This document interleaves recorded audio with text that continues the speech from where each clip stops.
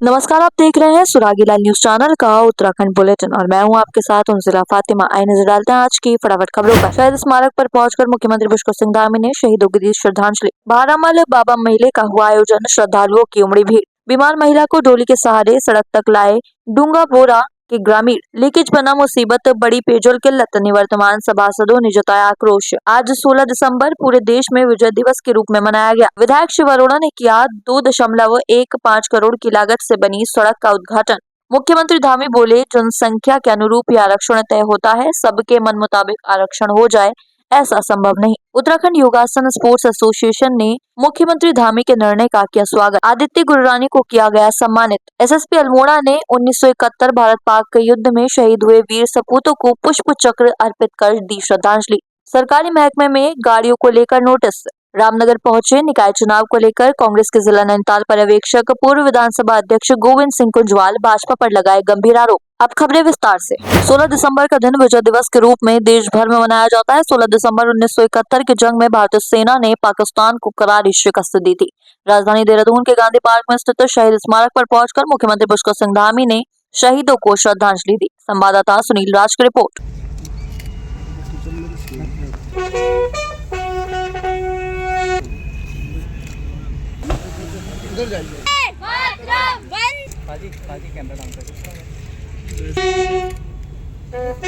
आपने सम्मानित भी किया, घोषणा के लिए सब। ये विजय दिवस का दिन हमारी सेना के लिए और हमारे देश के लिए बहुत ही ऐतिहासिक और गौरवान्वित करने वाला दिन है।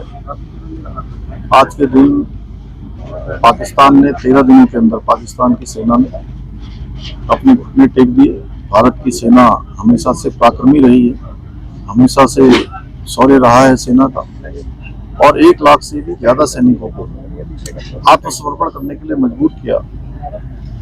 और आज देश के अंदर हमारे सैनिकों को आगे बढ़ाने के लिए, उनके मनोबल को आगे बढ़ाने के लिए, उनके परिवारों के कल्याण के लिए हमारे प्रधानमंत्री आदरणीय मोदी जी के नेतृत्व में देश के अंदर योजनाएं बनाई जा रही हैं। आज भारत हर क्षेत्र में आगे बढ़ रहा है, भारत की सीमाएं सुरक्षित हैं और सेना को मिलने वाली जो सुविधाएं हैं, उपकरण हैं, जो पहले नहीं मिलते थे, वो आज बहुत बड़ी संख्या में और जरूरत के हिसाब से सबको उपलब्ध हो रहे हैं। उसके कारण से सेना का मनोबल भी बढ़ा है। भारत आज निर्यात के क्षेत्र में भी आगे बढ़ रहा है। उत्तराखंड हमारा देवभूमि है, देवभूमि के साथ वीरभूमि है, हमारा सैनिक बाहुल्य प्रदेश है और सैनिकों के कल्याण के लिए हम लगातार योजनाएं बना रहे हैं। हमारी प्राथमिकता, हमारी प्रतिबद्धता हमेशा सैनिक परिवारों के साथ है, क्योंकि सैनिक के जीवन में अनेक कठिनाइयां होती हैं, उनके परिवारों को भी उन कठिनाइयों का और चुनौतियों का सामना करना पड़ता है। उसी को लेकर हमने यहाँ पर सैनिक धाम भी हम बना रहे हैं। अभी चाहे हमारा यहाँ सेलाकुई के पास हो या हमारा जीडीहाट में सैनिक कल्याण के जो है हमारे अन्य कार्यालय भी बनाए जा रहे हैं। और भी जो भी काम है, सैनिकों को मिलने वाली सुविधाएं, कैंटीन इत्यादि, सभी पर हम भारत सरकार से लगातार अनुरोध कर रहे हैं कि वो सब हमारे यहाँ हो। बांग्लादेश को लेकर सर खटीमा क्षेत्र के सुदूरवर्ती वन क्षेत्र में लगने वाले 5 दिवसीय बारामल मेले में उमड़ी भक्तों की भीड़। दरअसल पूर्णमासी में लगने वाले खटीमा क्षेत्र के सुरई रेंज के अंतर्गत पड़ने वाले सुदूरवर्ती वन क्षेत्र में प्रसिद्ध बारामल बाबा क्षेत्र में भक्तों की भीड़ उमड़ रही है, जिस पर लगातार बारामल बाबा के मंदिर में पूजा अर्चना का कार्यक्रम चल रहा है। वहीं लगातार भंडारे का भी आयोजन किया जा रहा है। संवाददाता ईश्वर सिंह की रिपोर्ट। शहर और गांव पड़ते हैं। 15 किलोमीटर के अंदर शुरू हुआ है, 15 तारीख को समापन हुआ है। आज भी भंडारा है, 15 तारीख को, 16 तारीख को भी भंडारा होगा और 17 तारीख को कड़ी चावल का भंडारा होगा। और बहुत बहुत दूर से पब्लिक आती है। सिद्ध स्थान है बारामल बाबा का।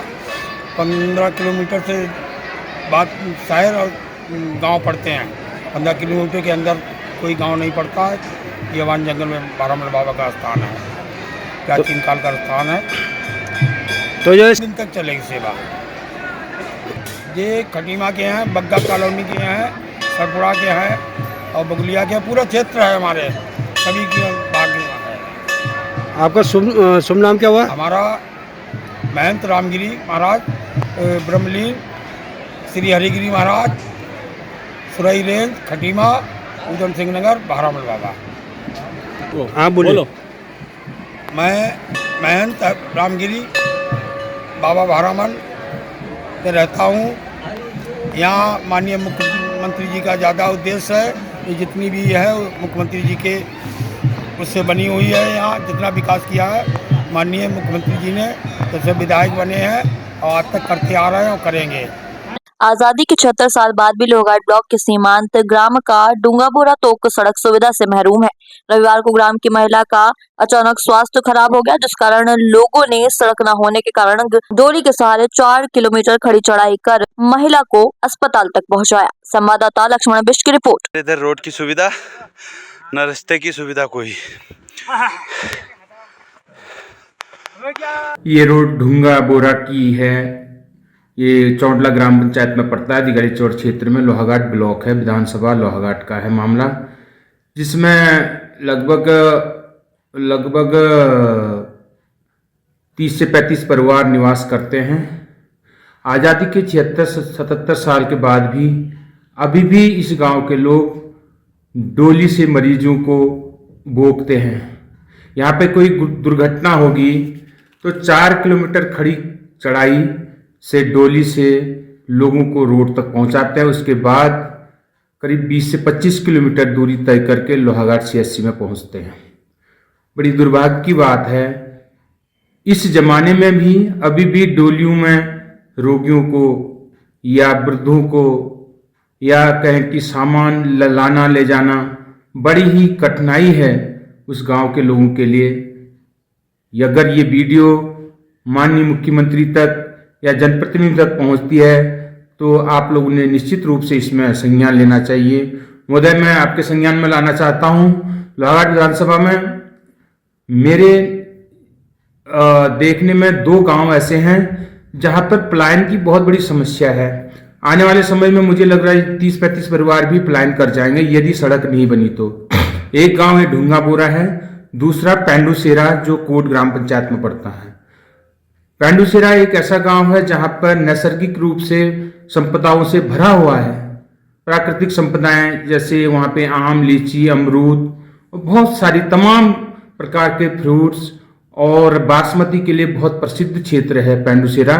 लेकिन वहां रोड की व्यवस्था न होने के कारण बहुत सारे लोग पलायन कर चुके हैं। अब वहां मात्र 8-10 परिवार बच गए हैं। यदि इस साल भी रोड नहीं बनी तो वहां से भी पलायन, पूरा गांव पलायन हो चुका होगा।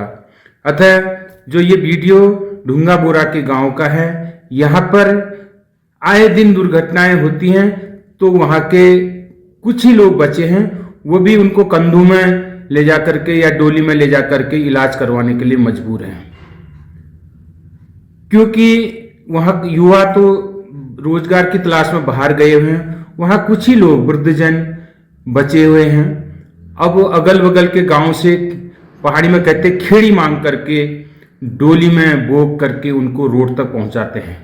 ये कितनी बड़ी समस्या है, इसको गंभीरता से लेना चाहिए। निश्चित रूप से मैं जनप्रतिनिधियों का यहाँ पर ध्यान आकर्षित करना चाहूँगा।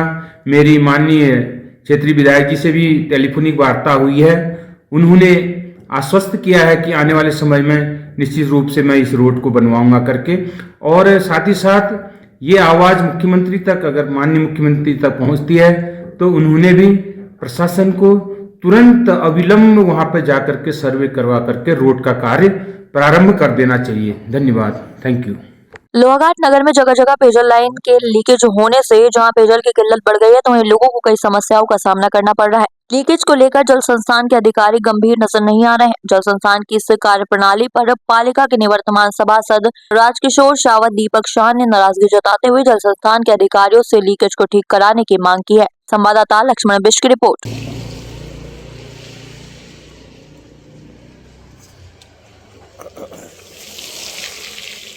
बहुत ज्वलंत मुद्दा है हमारा लोहाघाट नगर के लिए, क्योंकि ये जगह जगह हमारे पाइप फटे हुए हैं। जो मेन अभी हमारा है वो हथरंगिया के पास फटा है, मंदिर के पास। वहाँ पर लोगों का ये कहना है कि हमारे यहाँ जो ये पानी रोड में लीकेज हो रहा है, ये सब हमारी दुकानों में आ रहा है। वहाँ पर जितने भी दुकानदार भाई हैं हमारे, वो परेशान हैं।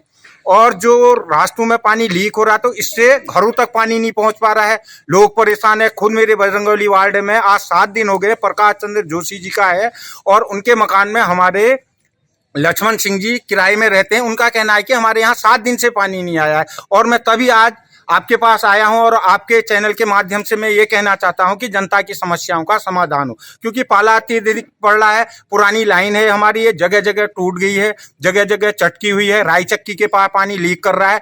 तो अगर मैं सच नहीं कह रहा हूं तो खुद विभाग जाए और खुद अपनी आंखों से देखे, नहीं तो मुझे भी बोलने का शौक नहीं है। हम भी ये चाहते हैं कि समस्याओं का समाधान शीघ्र हो, लेकिन ये ज्वलंत मुद्दा था। मेरे पास बार बार फोन आए, लोगों ने ये कहा कि छात्र छात्राएं जो स्कूल जा रहे हैं उन्हें परेशानी हो रही है और वो हमारा पॉश इलाका है और मैं चाहता हूं कि इस समस्या का समाधान शीघ्र हो। वैसे भी मैं आपके चैनल को धन्यवाद देना चाहता हूं, क्योंकि आपने जो हमारे नगर के ज्वलंत मुद्दे थे, छोटी छोटी समस्याएं हो, चाहे वो डिग्री कॉलेज रोड में दीवार का मुद्दा हो जहां आए दिन दुर्घटना होती थी और हम लोगों को रस्सियों के सहारे निकालते थे, आपका वहां पर भी विशेष योगदान रहा और मैंने पीडब्ल्यूडी से संपर्क करने के बाद उस रोड का निर्माण किया और वहां पर आज रोड चौड़ी हुई है। मैं चाहता हूं ऐसे ही हमारी जो भी छोटी छोटी समस्याएं हैं उनका समाधान हो। और चाहे और चिकित्सा का मामला है, चिकित्सा आज परसों हमारे गांव से यहाँ पर आए थे, बाल रोग विशेषज्ञ न होने के कारण हम चंपावत गए और वहाँ पर भी हमें सुविधा नहीं मिली। उसके बाद हम लोहाघाट में आए, हमने प्राइवेट में दिखाया और मैं चाहता हूँ कि समस्याओं का समाधान हो, चाहे शिक्षा का क्षेत्र हो, चाहे स्वास्थ्य का क्षेत्र हो, चाहे पानी का मुद्दा हो, जो भी जनता की समस्याएं हैं इनका समाधान जरूरी होना चाहिए। और हम उसमें भी जो ये आगामी चुनाव हमारा पालिका का आएगा, नहीं तो हम वहाँ पर भी दावेदारी करेंगे और अपने मुद्दों को सुलझाने के लिए हम वहाँ पर भी संघर्ष करेंगे और हमारा आदमी वहाँ पर भी दावेदारी प्रस्तुत करेगा। धन्यवाद। आज 16 दिसंबर पूरे देश में विजय दिवस के रूप में मनाया जा रहा है। आज इसी के अवसर पर पुलिस लाइन में मुख्य अतिथि के रूप में रुद्रपुर के विधायक शिव अरोड़ा पहुंचे, जहां उन्होंने शहीद स्मारक पर शहीदों को पुष्प अर्पित कर उन्हें श्रद्धांजलि अर्पित की। संवाददाता दुर्गेश तिवारी की रिपोर्ट। शहीद गणमान्य असाधारण समर्पण के लिए भाग गए थे वहां से और औरतें और बच्चों, लेकिन वो इनकार। दिसंबर भारत के इतिहास में, विशेष रूप से सैन्य पराक्रम के इतिहास में एक स्वर्णिम दिवस है। इस दिन भारत पाकिस्तान का जो युद्ध हुआ था, उस युद्ध में विश्व के इतिहास में सबसे बड़ी विजय, क्योंकि युद्ध के इतिहास में बहुत सारी हत्याएं होती हैं, बहुत सारे लोग शहीद होते हैं, लेकिन 93,000 सैनिकों का आत्मसमर्पण करना, ये भारतीय सेना की एक बहुत बड़ी विजय गाथा है। और ये जो युद्ध था, ये युद्ध सीमाओं के लिए नहीं था, ज़मीन की लड़ाई नहीं थी, एक मानवता की लड़ाई थी, जिसमें 40 लाख से अधिक लोगों की हत्याएं पाकिस्तान की सेना के द्वारा की गई थी और अनेक हमारी मातृशक्ति माताओं बहनों की अस्मिता के साथ अमानवीय, जिसे कहते हैं राक्षसी व्यवहार किया गया था पाकिस्तान की सेना के द्वारा। लेकिन अंत में जैसा भारत की संस्कृति रही है, इतिहास रहा है, धर्म के लिए, मानवता के लिए भारत हमेशा खड़ा रहा है। तो 1971 का युद्ध दो देशों का युद्ध न होके मानवता का युद्ध था और साथ साथ मानवता के पक्ष में इतनी बड़ी विजय का 13 दिन में मिल जाना, जो बहुत बड़ी उपलब्धि है। और इसमें बहुत सारे हमारे सैनिक शहीद हुए, उन सैनिकों की जो वीर गाथा है उसका स्मरण करने के लिए, साथ ही साथ उन सबको श्रद्धांजलि देने के लिए आज ये 16 दिसंबर को जो हमारा विजय दिवस से मनाया गया, मैं सभी सैनिक जो इसमें शहीद हुए उनको श्रद्धांजलि अर्पित करता हूं और जिन सैनिकों ने इसमें सहभागिता की उनको, उनके पराक्रम को नमन करता हूं और भारतीय सेना को नमन करता हूं। उस बड़ी भिन्न लड़ाई थी, वो मानवता और इंसाफ की लड़ाई थी। हमें ज़रूरत नहीं थी वहाँ जाने के लिए, लेकिन जो अत्याचार हो रहा था अपने ही देश के लोगों के ऊपर, उनकी आर्मी का, पाकिस्तान आर्मी का, वो हमसे देखा नहीं गया।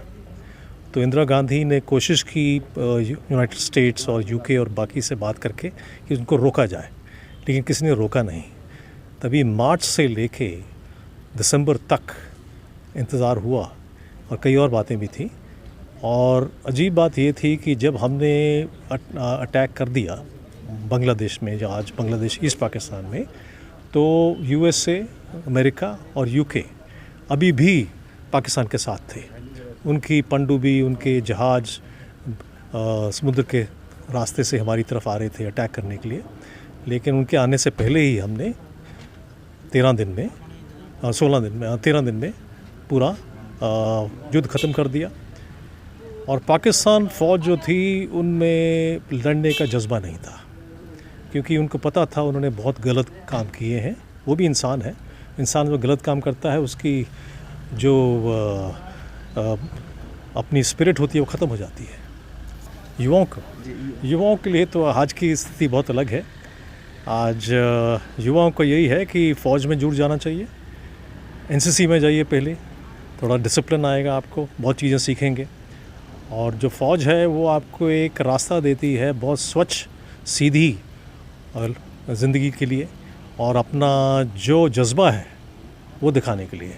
हर एक आदमी अलग अलग होता है जज्बा, और जो जिसमें ज़्यादा जज्बा होता है वो ज़रूर करता है और अपना लड़ाई में जाएगा तो फिर कुछ ना कुछ करके ही वापस। पूरा ये कार्यक्रम हुआ, आपने सभी ने यहाँ पे प्रतिभाग किया। यहाँ पे हम लोगों ने एक तरह से आज हमारे लिए बहुत गर्व का दिन भी है, क्योंकि एक हमारी आर्मी की बहुत बड़ी विजय थी, और एक कहीं ना कहीं हम लोगों के लिए एक शहीदों को नमन करने का भी बहुत दिन है, जिसमें हम लोग उनकी यादों, उनके परिवार को वो श्रद्धांजलि भी देते हैं। इसके अलावा कोशिश ये की जाती है कि उनकी जो समस्याएं हैं उनको हम लोग दूर कर सकें। इसके लिए हमारे सैनिक कल्याण अधिकारी पूरे प्रतिबद्ध रहते हैं।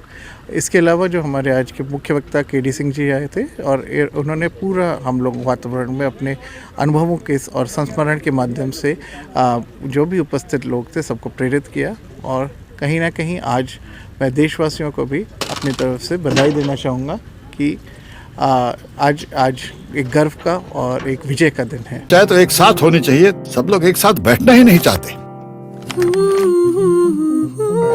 पापा, ट्राई दिस। लो, सब लपक लिए।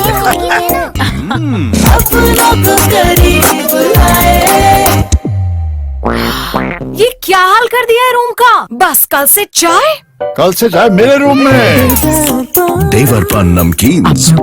विधायक शिव अरोड़ा ने किया 2.15 करोड़ की लागत से बनी सड़क का उद्घाटन। स्थानीय विकास को बढ़ावा देते हुए विधायक शिव अरोड़ा ने आज 2.25 करोड़ रुपए की लागत से बनी सड़क का उद्घाटन किया। ये सड़क सिटकुल ढाल से लेकर अटरिया मोड़ से NH 74 में जुड़ेगी। इस सड़क क्षेत्र के निवासियों की लंबी समय से चली आ रही मांग को पूरा करती है और यातायात में सुगमता लाने के साथ साथ स्थानीय अर्थव्यवस्था को भी प्रोत्साहित करने वाली है। संवाददाता दुर्गेश तिवारी की रिपोर्ट।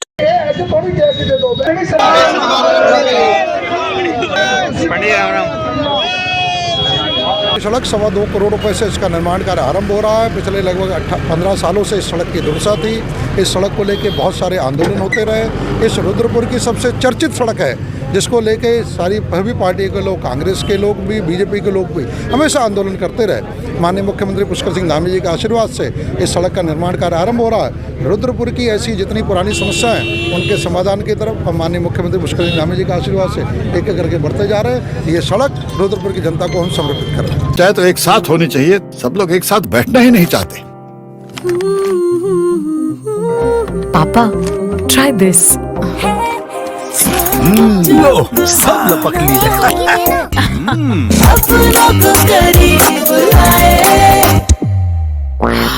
ये क्या हाल कर दिया है रूम का? बस कल से चाय मेरे रूम में।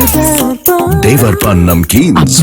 निकाय चुनाव को लेकर जारी हुए आरक्षण के अनंतम प्रकाशन पर बीजेपी के भीतर ही असंतोष की स्थिति सामने आई है। विकासनगर से भाजपा विधायक मुन्ना सिंह चौहान ने जहां आपत्ति जताई है, वहीं मसूरी में भी सवाल खड़े हुए हैं। इसको लेकर मुख्यमंत्री पुष्कर सिंह धामी ने कहा कि जनसंख्या के अनुरूप ही आरक्षण तय होता है, सबके मन मुताबिक आरक्षण हो जाए ऐसा संभव नहीं। हालांकि उन्होंने ये भी कहा कि अभी आपत्तियां ली जा रही हैं, जिसके अनुरूप आगामी कार्रवाई की जाएगी। संवाददाता सुनील राज की रिपोर्ट। देखिए, आरक्षण का अपना एक नियम होता है। उस नियमों के तहत और जो आयोग होता है, आयोग गठित होता है, उसके अनुसार ही आरक्षण होता है। और इसमें किसी की इच्छा के अनुरूप सभी जगह हो जाए ऐसा नहीं है। जो उसमें जो एक फार्मूला बनता है और जो जनसंख्या के मानक होते हैं, उन मानकों के आधार पर आयोग ने किया है। और अभी आपत्तियां सुनी जा रही हैं। अगर कहीं पर कुछ होगा तो निश्चित रूप से आपत्तियों का निस्तारण करेगा। ठीक है सर, थैंक यू। देखिए, स्वाभाविक रूप से आरक्षण घोषित होने के बाद जिन लोगों के अपेक्षा अनुसार आरक्षण नहीं होता है या स्थिति बनती है तो उनको उसमें आपत्ति हो सकती है। लेकिन इसका एक ही समाधान है कि आपत्ति मांगी जा रही है उसमें लोग अपनी आपत्ति दर्ज कर सकते हैं और जिसका निस्तारण होगा उसके बाद फिर चुनाव की तरफ हम आगे बढ़ेंगे। उत्तराखंड युवा संघ स्पोर्ट्स एसोसिएशन उत्तराखंड के सीएम पुष्कर सिंह धामी एवं इंडियन ओलंपिक एसोसिएशन के अध्यक्ष पीटी उषा के द्वारा लिए गए निर्णय का स्वागत करता है, जिसके अंतर्गत योगासन को 38वें राष्ट्रीय खेलों में मुख्य धारा के खेलों के साथ सम्मानित किया गया। एसोसिएशन ने योगासन भारत के महासचिव डॉक्टर जयदीप आर्य के पुरुषार्थ एवं मार्गदर्शन के लिए धन्यवाद भी ज्ञापित किया। उज्बेकिस्तान में आयोजित एशियन क्लासिकल चैंपियनशिप 2024 में अल्मोड़ा गुरुरानी खोला निवासी आदित्य गुरुरानी द्वारा 3 गोल्डन 1 सिल्वर पदक हासिल कर एशियाई चैंपियन बनने का पीटी उषा जी का अभिनंदन करें। और मैडम मैं बताना चाहूंगी कि इससे भी जोरदार तालियां। उज्बेकिस्तान में आयोजित एशियन क्लासिकल चैंपियनशिप 2024 में अल्मोड़ा गुरुरानी खोला निवासी आदित्य गुरुरानी द्वारा 3 गोल्डन 1 सिल्वर पदक हासिल कर एशियाई चैंपियन बनने पर दूड़ी मंदिर समिति गुरुरानी खोला द्वारा आदित्य गुरुरानी का भव्य स्वागत कर उन्हें सम्मानित किया गया। संवाददाता हेमंत मेहरा की रिपोर्ट। एसएसपी अल्मोड़ा देवेंद्र पिंचा द्वारा आज दिनांक 16 दिसंबर 2024 को विजय दिवस के अवसर पर अल्मोड़ा आर्मी कैंट स्थित शहीद स्मारक में भारत पाकिस्तान के मध्य 1971 युद्ध में शहीद हुए भारतीय सेना के वीर सपूतों को पुष्प चक्र अर्पित कर श्रद्धांजलि दी गई। संवाददाता हेमंत मेहरा की रिपोर्ट। परिवहन विभाग ने उन सभी सरकारी विभागों को नोटिस जारी किया है जिन्होंने अपनी 15 वर्ष पुरानी वाहनों को स्क्रैप नहीं किया है। आज संदीप सनी ने बताया कि परिवहन आयुक्त कार्यालय से लगभग 1500 वाहनों को 15 वर्ष पुराना पाया गया, जिनको परिवहन विभाग के सॉफ्टवेयर से भी हटा दिया गया है। संवाददाता दीपक अधिकारी की रिपोर्ट। उनको आरटी एनफोर्समेंट ने उसी में लगाया हुआ है कि जो में मिनिस्ट्री ऑफ रोड ट्रांसपोर्ट द्वारा ऐसे सभी वाहन, सरकारी वाहन जो 15 साल से ऊपर हो गए हैं उनका रजिस्ट्रेशन कैंसिल कर दिया है और वाहन 4 सॉफ्टवेयर में भी वो रजिस्ट्रेशन कैंसिल हो चुका है। और हमारे परिवहन आयुक्त कार्यालय द्वारा भी सभी विभागों को नोटिस दिया गया था कि जितने भी ऐसे वाहन हैं उन सबको स्क्रैप करवा लिया जाए और दिसंबर अभी 2024 तक ऐसे पूरे प्रदेश की अगर हम बात करें तो लगभग 500 से 600 वाहन ऐसे हैं विभागों में जिनके द्वारा स्क्रैपिंग की कार्रवाई नहीं करवाई गई। तो परिवहन आयुक्त कार्यालय द्वारा सभी आरटीओस को और एआरटीओस को पत्र प्रेषित किया गया है कि अपने अपने संभाग में वहाँ ऐसी गाड़ियाँ चिन्हित करते हुए आवश्यक कार्रवाई करवाई जाए। नोटिस हमारे जो परिवहन आयुक्त कार्यालय द्वारा है वो ऑलरेडी सभी विभागाध्यक्ष को दे दिया गया है और उसमें सभी डिपार्टमेंट्स अपनी अपनी कार्रवाई करेंगे। अगर रोड पे ऐसी कोई गाड़ी चलती पाई जाएगी तो हमारे एनफोर्समेंट के द्वारा कार्रवाई की जाएगी।